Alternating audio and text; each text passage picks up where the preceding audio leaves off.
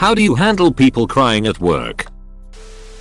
As a funeral director, I tend to just touch them on their arm and hand them tissues, and stay quiet. That's a rough job. Does it affect you less the longer you do it? I feel like I'd be a wailing mess every time. Same thing as a job in public service, like a paramedic. Anyone who deals with the bereaved, you must keep a professional distance. You need to accept that the tragedies you're facing do not belong to you and find comfort in the fact that you're there to help through it. Then you still go home and find ways to cope. I work for a 911 center. You better believe there is crying, especially when an employee is new and they give CPR to an infant and it's not a positive turnout. Someone kills themselves while you are talking to them on the phone. Pretty soon your heart and soul die and you can deal with it. But something especially awful happens and it hits you. I have been doing it for 28 years and have seen plenty people come and go who couldn't handle the stress. I also worked in a 911 center as a supervisor. Was a really common occurrence. I'd always take them off the phone's position they were working and offer them a break in a quiet place. I'd offer to be present or talk if they needed it. Ask if there was anyone else they were more comfortable talking to, or offer alone time. Everyone's needs are different, so supportive options were my go-to. If someone needed to go home, I'd always let them go home and check in the next day. You're a good supervisor, need more like you.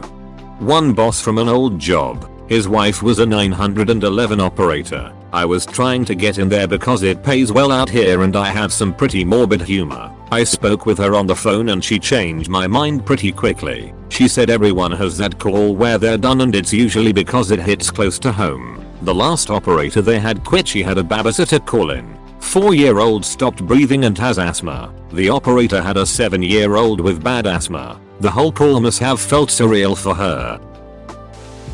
I usually provide a tissue. I often get hugged. My last job, we had a meeting and one of the people in the meeting, well, she seemed off. Everyone filed out and I kind of lingered. Asked, "Hey, is there something wrong you want to talk about?" Boom, waterworks. She had to put her cap down this morning. etc. I am the guy in the office people cry on, I guess. That really should be considered an honor, even if you don't have the patience for it at the time sometimes. It means you're approachable and probably empathetic. Sounds like you're perceptive and have great empathy. That's a fantastic gift. Keep on giving. That's awesome. Make sure no one uses that as a way in to manipulate you. Much love. Cry harder to assert dominance. Make sure to do the knuckles and eyes move so they know you're truly sadder.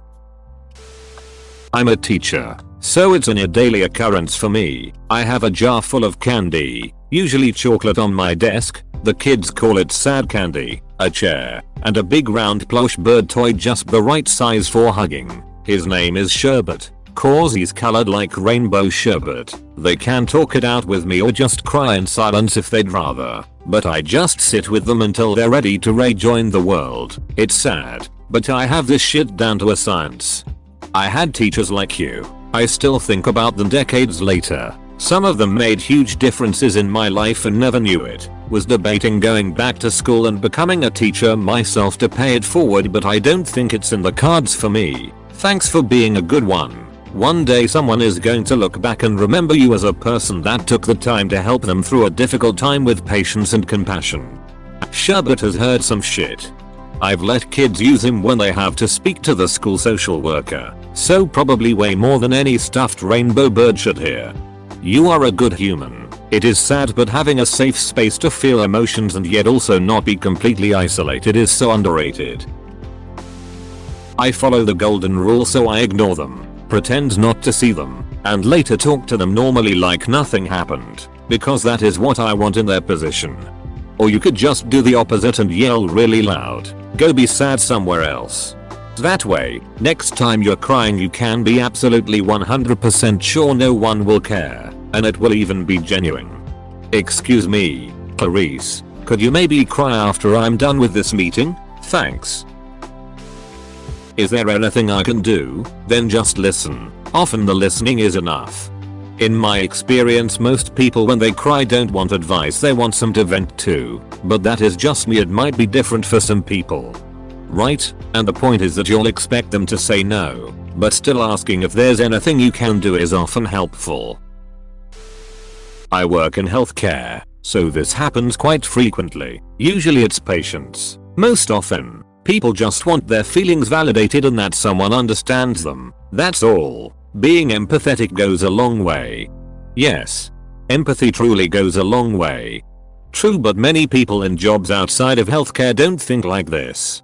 Anyone who's worked customer service for any extended period of time will tell you they're just immune to it after a while because so many people fake bullshit.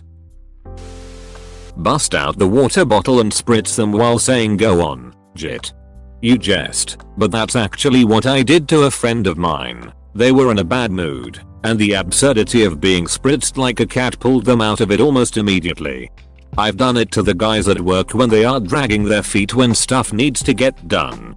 Imagine spritzing unmotivated people in a 9-5 because they aren't working enough.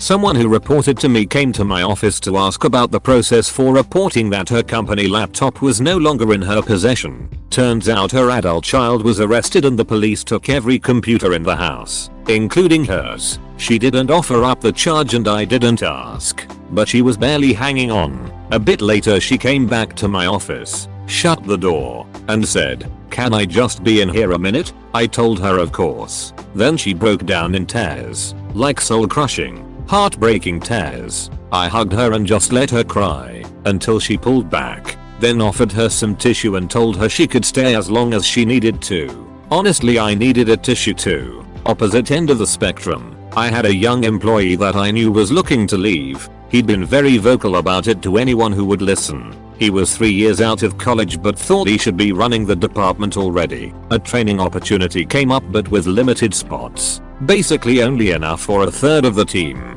I didn't include him in the training because I wanted someone who was planning on staying around so the training would benefit the team. He came into my office and cried because I didn't include him. He said he really needed that training on his resume to help him get a better job. I was dumbstruck, but I did offer him a tissue. I don't even know what to say about that second employee. Please spend more money on me. I'm leaving and it will help me at my next job. We can be so oblivious when we are young. I probably was this stupid or did some stupid things, but God, I hope not. Holy shit, that first one. Scary thing about raising kids. Even you do everything right, they could end up being a real piece of shit.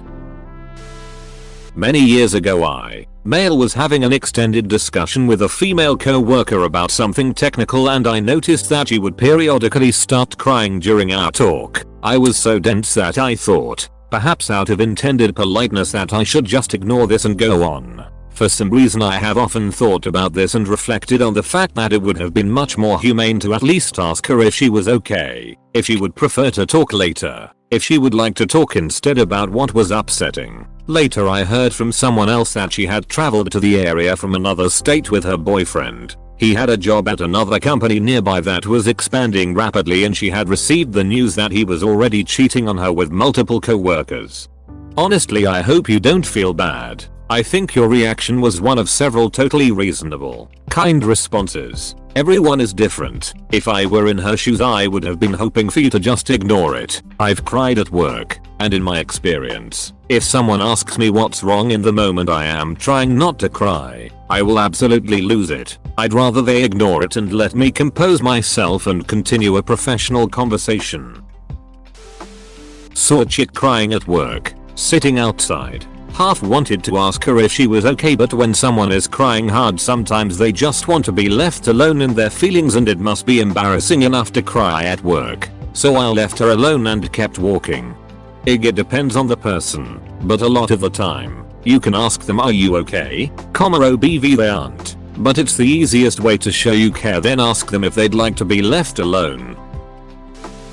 I'm a therapist, so that's kinda my norm. Any tips for a future therapist? Self-care. Definitely have a life outside the office or it will eat you alive.